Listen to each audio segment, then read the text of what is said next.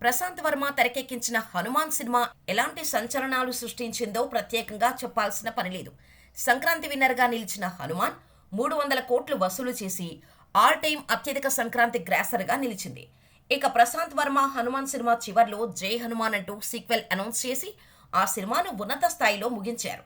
అలాగే అప్పుడే జై హనుమాన్ను 2025లో రిలీజ్ చేస్తామని ప్రకటించడంతో కామన్ ఆడియన్స్తో సహా హనుమాన్ మూవీ లవర్స్ అందరూ ఒక రకమైన హైలో ఉన్నారు. దానికి తోడు అయోధ్య ప్రాణప్రతిష్ఠ రోజే సినిమాకి సంబంధించిన ప్రీ ప్రొడక్షన్ పనులు ప్రారంభమయ్యాయని దర్శకుడు అధికారికంగా ప్రకటించారు. అందుకే ఈ చిత్రం 2025లో ప్రేక్షకుల ముందుకు రావడం పక్కా అనుకున్నారు.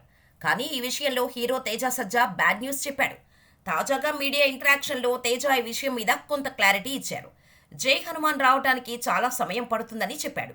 ఎక్కువ సమయం ఉండటంతో ఈ గ్యాప్లో మరికొన్ని సినిమాలు చేస్తానని అన్నాడు. భారీ స్థాయి సినిమా కావడంతో 2025లో విడుదల సాధ్యం కాదని స్పష్టం చేశాడు. ఇక ఈ సినిమాపై భారీ అంచనాలు నెలకొని ఉండగా హనుమాన్ పాత్రలో ఎవరు నటిస్తారో చూడాలని అందరూ ఆసక్తిగా ఎదురుచూస్తున్నారు. ఈ చిత్రం ఇప్పుడు 2026లో ప్రేక్షకుల ముందుకు రానుందని అంచనాలు ఉన్నాయి. మరి జై హనుమాన్ ఎప్పుడు ఉంటుందో చూడాలి.